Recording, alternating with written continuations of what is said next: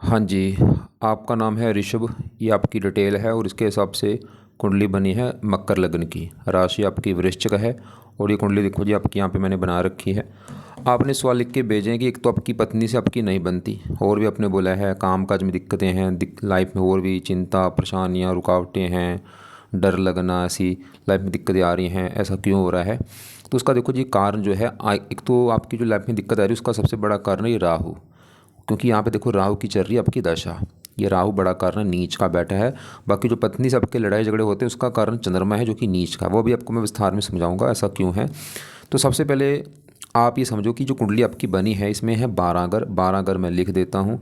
ये है आपकी कुंडली में पहला घर, ये दूसरा घर, तीसरा घर, चौथा घर, पाँचवा, छठा घर है, सातवां, आठवां, नौवां घर, 10वां, 11वां और ये लास्ट वाला 12वां घर।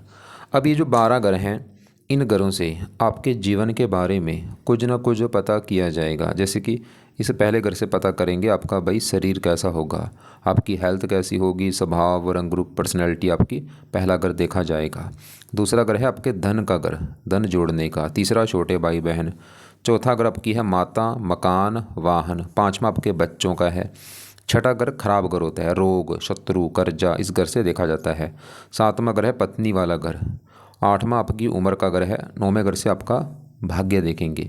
10वां घर आपके काम काज का। 11वां घर आमदनी, लाभ, बड़े भाई बहन। और 12वें घर से आपके खर्चे देखे जाएंगे। तो आपने यहाँ पे मेरी दो बातें नोट करनी है। पहली बात, ये जो मैंने 12 घर लिखे हैं इनको याद कर लो। और दूसरी बात, इन 12 घरों से जो कुछ देखा जाएगा वो याद कर लो। अब आप ये देखो, आप इस कुंडली में देखना क्या चाहते हैं। जैसे मान लो अपने देखना अपनी पत्नी के बारे में, तो पत्नी का घर है 7वां घर। पत्नी कैसी होगी, 7वां घर देखा जाएगा। और 7वें घर में नंबर लिखा 4। 4 क्या है, कर्क राशि, मालक बना चंद्रमा। तो आपकी पत्नी के लिए हमें चंद्रमा को देखना पड़ेगा। ऐसे ही मान लो आपके काम काज के बारे में जानना है, 10वां घर है कुंडली में काम काज का घर, जो आप नौकरी कारोबार करेंगे 10वां घर देखा जाएगा। और 10वें घर में नंबर लिखा 7। 7 है तुला राशि, मालक बना शुक्र। तो आपके काम काज के लिए शुक्र को देखा जाएगा। तो आपको मेरी बात समझ आ चुकी होगी कि जो कुछ देखना है वो घर देखना है और घर का मालक देखना है। अब सवाल की आपकी कुंडली है कैसी। आपकी देखो जी कुंडली में ग्रह अच्छे भी हैं, ग्रह खराब भी हैं। अच्छे ग्रह कौन से, आपका शनि अच्छा है, बहुत ज़्यादा अपने घर में बैठा है। मंगल अच्छा है, मित्र राशि बैठा है। बुध शुक्र बहुत अच्छे हैं। और आपका जो ग्रह खराब है, सबसे बड़ी लेवल पे ग्रह खराब है राहु। क्यों खराब है, नीच का बैठा है। दूसरा ग्रह खराब है केतु जो कि नीच का बैठा है। तीसरा चंद्रमा खराब है, नीच का बैठा है। ये 3 ग्रह तो ज़्यादा खराब है क्योंकि नीच के बैठे हैं। बाकी जो गुरु है ये आपको ना रला मिला फल देगा, अच्छा बुरा फल दोनों देगा। ऐसे सूर्य भी रले मिले फल देगा। तो हमने भी क्या देखा, ग्रह अच्छे भी हैं, ग्रह खराब भी हैं, कुछ ग्रह रला मिला फल देंगे। ऐसा क्यों होता है, देखो जी ये जो ग्रह हैं ये अगर अपने घर में बैठे हैं, अपने घर में बैठ के अच्छा फल देते हैं। उच्च के बैठे तब भी अच्छा फल देते हैं, दोस्त के घर में बैठ के भी अच्छा फल देते हैं। लेकिन जो ग्रह नीच का होता है ना, बहुत ज़्यादा बुरे फल देता है। जैसे आपके 3 ग्रह नीच के हैं, राहु, चंद्रमा, केतु। अब देखो ये जो ग्रह हैं, इन 9 ग्रहों का जो असर होता है वो हमेशा हमारे ऊपर रहता है। मतलब आपके ऊपर आज भी सभी 9 ग्रहों का असर है। जिस ग्रह ने जो असर देना है आज भी दे रहा है, लेकिन ये अपना असर कई गुना बढ़ा देते हैं जब इनकी दशा चलती है। दशा में ज़्यादा एक्टिवेट होते हैं। और दशा होती है 2 प्रकार की, एक होती है महादशा, एक अंतरदशा। जो महादशा तो होती काफ़ी बड़ी, और ये आपके ऊपर चली हुई शुक्र की। कब चली है, ये 2016 में चली थी। पिछले देखो 10 साल हो चुके हैं, अभी भी 10 साल की पड़ी है, 36 में ख़त्म होगी।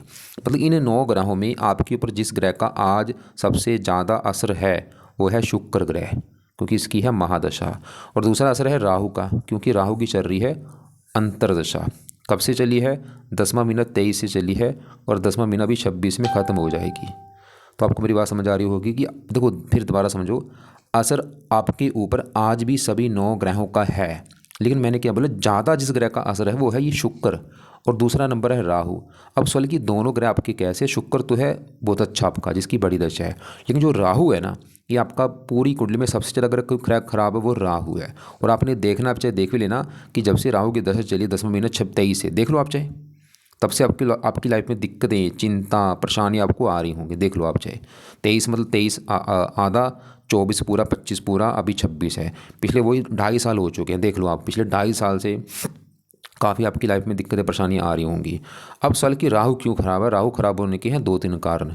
एक तो राहु देखो बैठा 12वें घर में, एक खराब घर है। राहु 12वें घर में बुरे फल देता है, क्योंकि 12वां घर होता है खर्च का घर। खर्चा, हानि, दान, दंड, हॉस्पिटल, पागल खाना, विदेश यात्रा, जेल यात्रा, हत्या, आत्महत्या, ऐसी काफ़ी ख़राब चीज़ें हैं जहाँ ये राहु बैठा है। दूसरा कारण यहाँ पे जो 9 लिखा है ना, ये राहु की है नीच राशि, और ये सबसे बड़ा कारण है खराब होने का। मतलब राहु क्यों खराब है? नीच का बैठा सबसे बड़ा कारण ये है। और दूसरा कारण 12वें घर में खराब घर में बैठा है। क्या खराब फल देगा? क्योंकि 12वें घर में बैठा, 12वें घर को एक्टिवेट करेगा। 12वां घर खर्च का घर है, तो राहु आपके ना सबसे बड़े आपके खर्चे बढ़ाएगा, बहुत ज़्यादा बड़े बड़े आपसे खर्चे होंगे।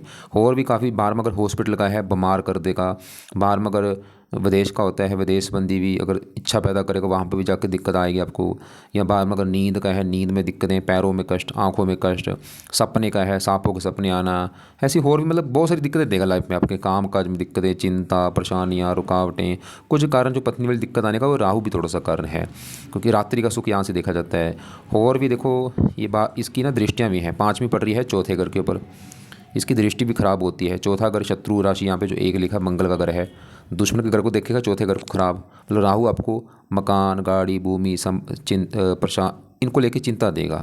दोबारा मैं बोलूँ, चौथा घर है माता, मकान, वाहन का। मतलब राहु की वजह से माता, मकान, गाड़ी, वाहन, प्रॉपर्टी, नौकर चाकर, इन संबंधी चिंता, परेशानियाँ होना या इनके ऊपर खर्चे होना फजूल के। 7वीं छठे घर के ऊपर आपको रोग देगा, शत्रु देना, कर्जा देना। 9वीं 8वें घर के ऊपर स्ट्रगल, चिंता, मतलब काफ़ी दिक्कतें देगा भाई आपको। मैं रिपीट फिर कर दूं कि आप चाहे देख लेना। और मैं एक बात आपको और बता दूं भाई, मेरा काम है कुंडलियाँ बनाना। मैं पिछले कई साल से कुंडलियाँ बना रहा हूँ। मैंने क्या देखा, मेरे पास सबसे ज़्यादा जो कस्टमर आते हैं वो राहु की दशा वाले आते हैं, क्योंकि राहु क्या है, दानव ग्रह है। ये मत सोचना कि खाली ये राहु नीच का इसलिए वजह खराब नहीं भाई। अगर यहाँ पे उच्च का होता ना तब भी बुरे फल देता, क्योंकि दानव ग्रह है भाई। अब नीच का इसकी वजह से बुरा, ये इसका बुरा फल कई गुना बढ़ चुका है। एक तो वैसे ही दानव है, ऊपर से नीच का है, भयंकर खराब है आपका। ऐसे नहीं कि थोड़ा सा खराब है, बहुत ज़्यादा खराब मैं बोलूँगा इसको, बहुत ज़्यादा। बोलिए आपका जो समय चल रहा है ना, समझ लो बिल्कुल ख़राब समय चल रहा है। अभी भी दशा पड़ी है 10 महीने 26 तक, तो इसमें संभल के रहो। इसमें कोई नया बिजनेस शुरू मत करो, कहीं पे पैसे इन्वेस्ट मत करो, और भी लोगों से लड़ाई झगड़े से बचना है, और जितना उसका पाठ पूजा करो। अब यहाँ पे मेन सवाल है कि भाई ऐसा क्या किया जाए राहु अच्छा हो जाए। तो आपने भाई राहु के करने हैं उपाय। पहला जो राहु का उपाय है सबसे बेस्ट, आप जितना उसका भाई धार्मिक बनो, धर्म को फॉलो करो, क्योंकि जो बंदे धार्मिक होते हैं उनको राहु कष्ट नहीं देता। धार्मिक मतलब क्या है, आपको देखो 24 घंटे मिले हैं, 24 घंटे में ना 1 से लेकर 2 घंटे पाठ पूजा किया करो। रोजाना देखो तो मंदिर जाना शुरू कर दो, पहला काम ये है। इसके अलावा रोजाना पाठ पूजा करो, भजन कीर्तन करो, नाम जप करो। जो आपको कोई भगवान अच्छा लगता है ना उसका नाम ले लो, आप नाम जप किया करो। सुबह बैठ के ना अपना आधा घंटा 1 घंटा, वो आपकी मर्जी है, वो आपने जपना है नाम। जैसे आप कृष्ण जप लो, राम जप लो, वाहिगुरु, सतनाम, हरि, कुछ भी एक नाम लेके वो आपने जपना। ये सबसे बेस्ट है अगर राहु को सही करना है। बाकी देखो इसके अलावा राहु के जो पाठ है वो आपने पढ़ने हैं। एक तो है राहु कवच का पाठ, एक है राहु स्तोत्र का पाठ। ये 2 पाठ बेस्ट हैं। 2-2 मिनट के पाठ है, 4 मिनट लगेंगे भाई। शाम को बैठ के या रात को बैठ के पाठ आपने पढ़ने हैं, या इनको सुना करो, या 1-1 बार पढ़ लो या 2-2 बार पढ़ लो, आपकी मर्जी है। चाहे 1-1 बार ही इनको जरूर पढ़ना है या सुनना है, बाकी ज़्यादा भी आप कर सकते हैं, 2-2 3-3 बार भी पढ़ लो चाहे। चौथा पाया है इसका एक और पाठ है राहु चालीसा का पाठ, ये भी आपकी मर्जी होगी, पढ़ना है या सुनना आपने। 5वां पाया सबसे बेस्ट, राहु की जितनी वस्तुएं हैं उनका दान किया करो। मैंने क्या बोला, राहु की कुछ वस्तु होती हैं उनका दान अपने करना है, और ये पूरा आपको मैं वीडियो भेजूंगा, उसमें समझा रखा है दान क्या है, कैसे करना है, वो देख लेना वीडियो भाई। दान इसकी ना पावर जो 8 है ना, इसको -0 कर देगा, शांत हो जाएगा राहु आपका। और दान वैसे कई प्रकार के दान, वैसे एक मेन दान जो आपने जरूर करना वो है 7 प्रकार के नाज ना घर में रखो, इनको रोजाना पंछियों को डाला करो। पंछियों को डाल दो, चाहे मछलियों को, चींटियों को, जो आपको मिलता है डाल देना आपने। 7 प्रकार के नाज होते हैं। तो ये राहु के उपाय है। बाकी ना राहु शिव जी का भक्त है, शिव जी की पूजा उपासना ज़्यादा कर सकते हो, दुर्गा चालीसा पढ़ सकते हो, हनुमान जी से राहु अच्छा होता है, माता सरस्वती जी, ऐसे कुछ देवी देवते हैं इनसे राहु ज़्यादा अच्छा होता है, खासकर शिव जी ज़्यादा है। बाकी ना कुछ आपने परहेज भी रखना है, जैसे कि बुरे कर्मों से बचना है। एक तो भाई अंडे खाने से बचना है, बिल्कुल छोड़ दो अंडे खाने, मीट खाना बंद कर दो, मछली वगैरह, नशे करने बंद कर दो, शराब पीनी बंद कर दो। ऐसे अगर करते हो, गाली गलौज करनी, जो गंदी गाली होती है ना वो बंद कर दो, गाली किसी को मत देना भाई, किसी का बुरा मत सोचो, सबका भला सोचो। मतलब बुरे कर्मों को छोड़ दो भाई, वो सबको पता था बुरे कर्म क्या है। तो अच्छे कर्म को बढ़ाओ। अच्छे कर्म जैसे कि रोजाना कुत्तों को रोटी डाल दी, कौवों को रोटी डाल दी, गाय को रोटी डाल दी, पंछियों का अनाज डाल दिया, मंदिर जाओ, पाठ को बढ़ाओ, ये चीज़ें फॉलो करो। नीले कपड़े राहु के हैं, उनको कम यूज़ करो। एक ना और काम है, रसोई में बैठ के ना भोजन किया करो। कम से कम 3 टाइम होते हैं, उसमें 1-2 टाइम आपका ना जो है उसमें रसोई में बैठो, मतलब किचन आपका जो उसमें बैठ के खाना आपने खाना है। तो ये चीज़ें हैं राहु की जो उपाय हैं। बाकी जो सबसे बेस्ट है ये धार्मिक जो मैंने बोला ना, ये ज़रूर फॉलो करना है भाई। नाम जप जो सबसे बेस्ट है, ये ज़रूर आपने जपना सुबह बैठ के। बाकी समय में संभल के रहो। आपने जैसे बोला भी था कि अभी घर लेना सही है भाई, अभी घर मत लेना इसकी दशा में, बिल्कुल पैसा मत लगाना कहीं मत। अब आगे बढ़ते हैं। आपके ऊपर देखो जी, आपके ना जैसे मैंने बोला था कुछ ग्रह खराब है, जैसे आपका केतु भी खराब है। अब केतु क्यों खराब है पहले, क्योंकि ना कुंडली में देखो 3 ग्रह खराब ग्रह होते हैं, छठा घर, 8वां, 12वां। ये 3 ग्रहों को अच्छा घर नहीं माना गया, क्योंकि इन ग्रहों से खराब चीज़ें देखते हैं।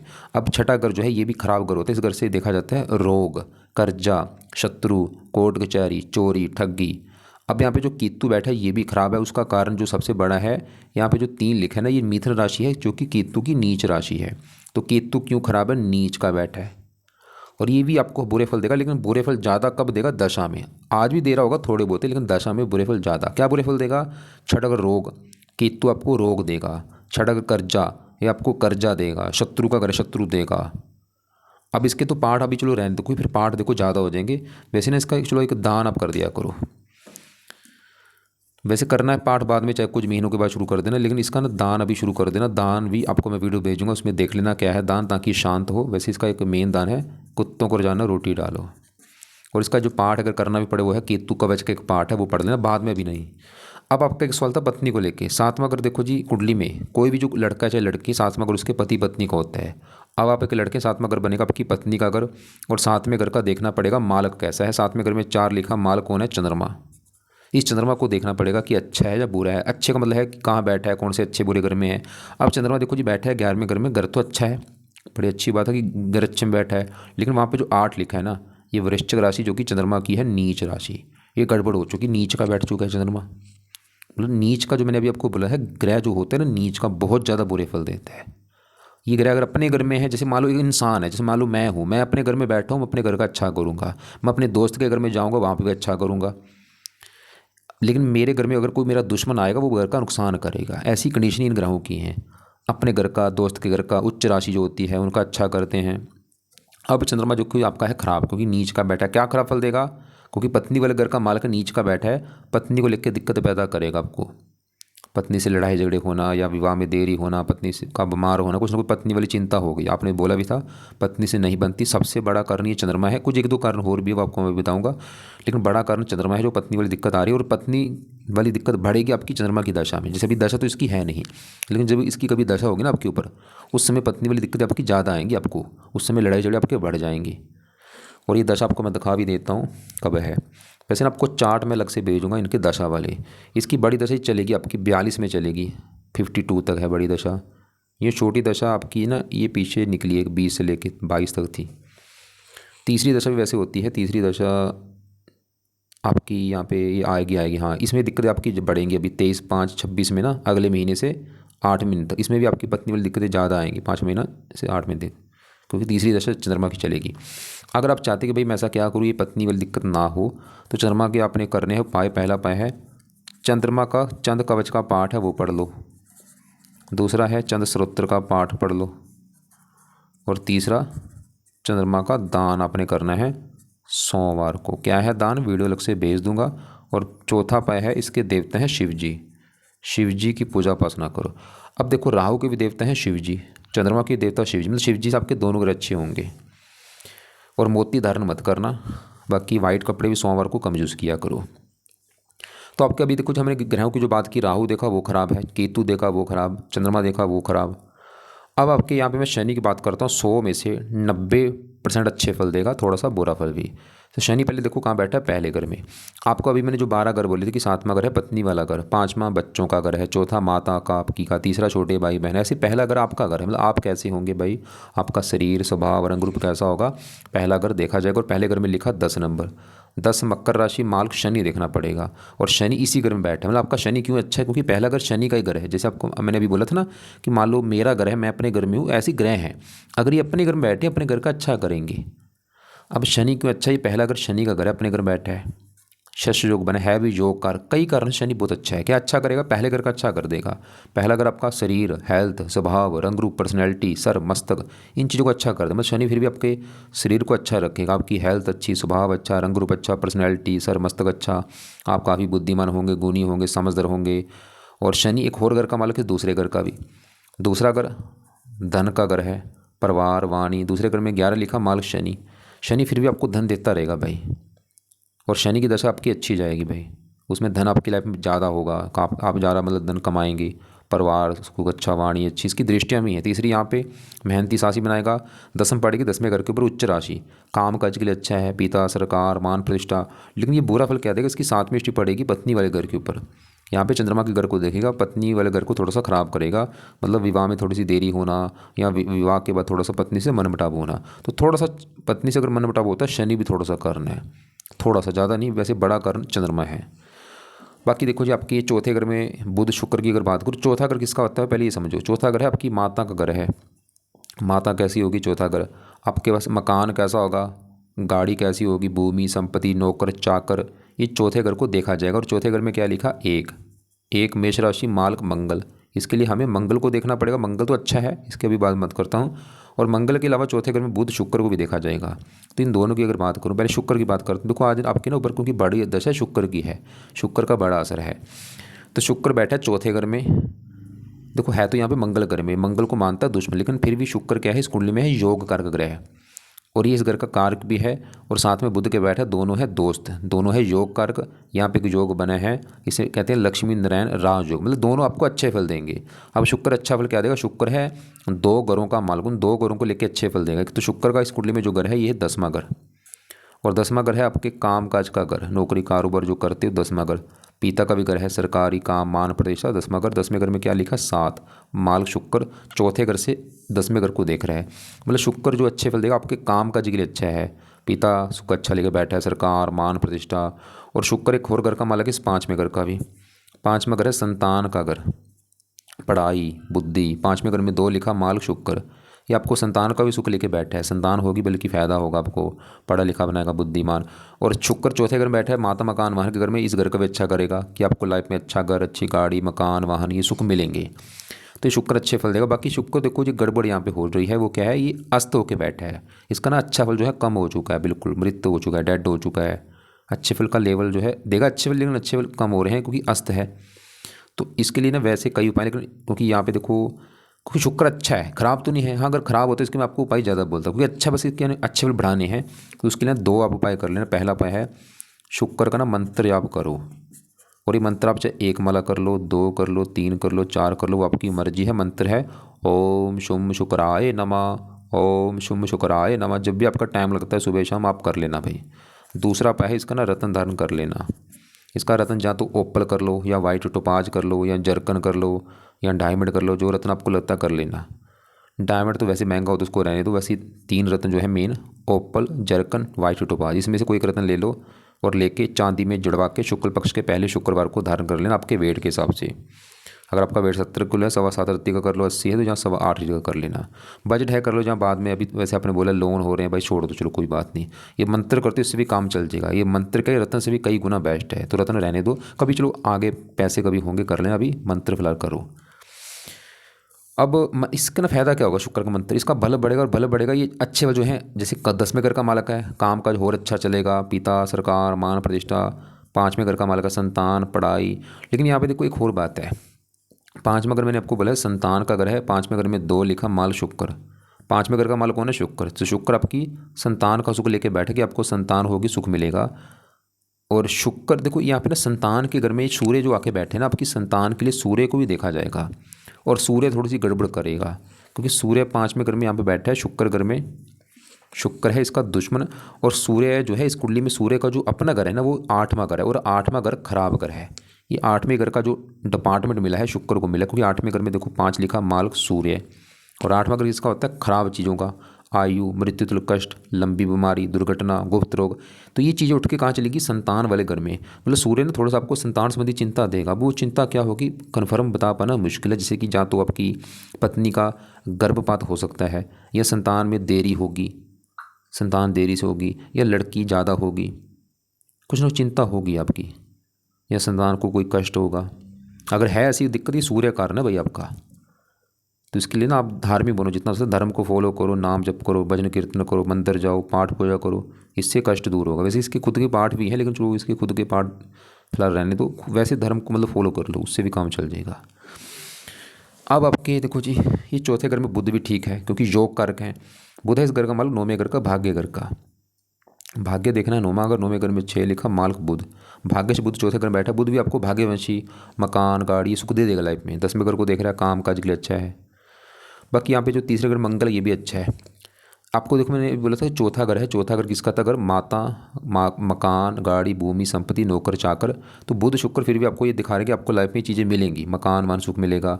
अब चौथे घर में जो एक लिखा माल मंगल भी देखना पड़ेगा, और वो भी अच्छा है, क्योंकि तीसरे घर में बैठा है, घर भी अच्छा। और यहाँ पे गुरु घर में बैठा है, दोस्त के घर में। तीसरा घर मेहनत, मकान मान मेहनत, मतलब मंगल दिखा रहा है कि आप भी मेहनत के बल पर ना अपना मकान लेंगे, गाड़ी, भूमि, सुख प्राप्त करेंगे, मंगल दिखा रहा है। और मंगल इस घर 11वें घर के भी मालिक का, 11वां घर होता है लाभ का घर, लाभ, आमदनी, इच्छा पूर्ति, बड़े भाई बहन। और 11वें घर में 8 लिखा मालिक मंगल, मेहनत के घर में, कि मेहनत के बल पर लाभ प्राप्त करेंगे, मेहनत के बल पर इच्छाएं पूरी करेंगे। बाकी सबसे मेन चीज़ क्या है, दशा देखनी बहुत ज़रूरी है। दशा में इन ग्रहों का जो असर है ना, कम ज़्यादा हो जाता है। मतलब आज भी असर सभी ग्रहों का, लेकिन ज़्यादा असर है शुक्र का, दूसरा राहु का। शुक्र तो चलो बेचारा अच्छा है, लेकिन राहु जो है ना भयंकर खराब है आपका। अब लास्ट में एक बचा आपका गुरु, क्योंकि देखो आज आपके ऊपर जो असर है बड़ा शुक्र का, ये तो दशा भी काफ़ी लंबी है। तो इसके ना मतलब क्योंकि देखो शुक्र का असर ज़्यादा है, इसके वैसे कई उपाय हैं, लेकिन चलो मैंने ज़्यादा आपको उपाय नहीं बोले, खाली मंत्र बोला है वो करो। ओम शुम शुक्र है ना मंत्र है, चाहे सुबह शाम करो या एक टाइम आपने निकालना है। वैसे और इसके सवाल की क्या उपाय हैं, इसके और उपाय जो हैं जैसे शुक्र कवच का पाठ, शुक्र स्त्रोत्र का पाठ, इसकी देवी माता लक्ष्मी जी की पूजा उपासना, इसका व्रत कथा वगैरह, ऐसा उपाय है, वो आपकी मर्जी होगी। वैसे मेन मंत्र आप जरूर कर लेना भाई। बाकी जो राहु है, अब राहु की जो दशा है देखो पिछले 2.5 साल हो चुके हैं चली को, और अभी ये 10वां महीना 26 में ख़त्म होगी। तो इसके बाद आपको काफ़ी मिलेगी राहत। लेकिन इसके बाद जो दशा आपकी आगे आनी, वो गुरु की दशा आनी है। और गड़बड़ क्या है, गुरु भी आपका 8वें घर में खराब घर में आके बैठा है, खराब घर है ये। लेकिन चलो यहाँ पे अच्छी बात है कि है तो 8वां घर खराब घर, लेकिन यहाँ पे जो 5 लिखे हैं ना, सूर्य घर में बैठा है, सूर्य को अपना दोस्त मानता है। ऐसा मतलब फिर भी मतलब इसका है तो बुरे घर में, लेकिन फिर भी चलो दोस्त का घर है, इसकी वजह से ना बुरे फल जो देगा उसका लेवल थोड़ा सा कम है। मतलब बुरे फल कम मात्रा में देगा, वो अच्छे फल भी देगा, ऐसा नहीं कि बिल्कुल बुरा बुरा है। इनमें देखो सबसे बड़ा डिफरेंट क्या है, राहु क्या है, दानव ग्रह है, गुरु है देवता। मतलब गुरु की जो दशा है फिर भी आपकी काफ़ी हद तक अच्छी जाएगी, लेकिन बुरे फल भी जो देगा क्या देगा, फिर 8वें घर बैठ के वैसे ना आपकी उम्र लंबी कर देगा गुरु। उम्र के लिए अच्छा है, और भी आपको धार्मिक बनाएगा, धार्मिक कामों के ऊपर खर्चे होना। लेकिन ना वैसे ये आपको थोड़ा सा बीमार भी करेगा अपनी दशा में, रले मिले फल देगा। तीसरे घर का मालक अगर कोई छोटा भाई बहन होगा, उसको लेके गुरु की दशा में थोड़ी सी दिक्कतें आना। वैसे चलो ज़्यादा नहीं, आप ऐसा करना भाई, अभी इसकी दशा आने में अभी टाइम पड़ा है, क्योंकि 10वें महीने में दशा शुरू होगी, तो आप इसे ऐसा करना, इसकी दशा में आप इसके उपाय करना उस समय जरूर। पहला उपाय कर क्या करना, इसका एक पाठ है बृहस्पति कवच का पाठ पढ़ना आप। दूसरा है बृहस्पति स्त्रोत्र का पाठ पढ़ लेना। ये 2 पाठ आपने पढ़ने हैं गुरु की दशा में, 2-2.5 साल की दशा होगी उस समय पढ़ना, 10वें महीने के बाद। तो उम्मीद करता हूँ आपको जो मैं समझा रहा होगा कि आपकी कुंडली में ग्रह अच्छे भी हैं, ग्रह खराब भी हैं। और ये जो ग्रह हैं ये अपना अच्छा बुरा असर हमेशा देते हैं, लेकिन दशा में इनका असर बढ़ जाता है। मतलब राहु ऐसा नहीं कि आपको अभी बुरे फल दे रहा है, पहले बुरे फल नहीं दे रहा था, ये बचपन से बुरे फल दे रहा है, बस दशा में इसका असर बढ़ जाएगा। जैसे भी अभी तो चलो यहाँ पे देखो छोटी दशा है भाई, इसका असर बिल्कुल कम है, फिर भी आपको इसने दिक्कत दे रहा होगा कितनी। अगर इसकी जब बड़ी दशा होगी ना, बुरा हाल कर देगा। बड़ी दशा कब है, ये आगे है 59 में चलेगी भाई, ये सब आपका ख़राब होगा 59 से लेके 77 तक।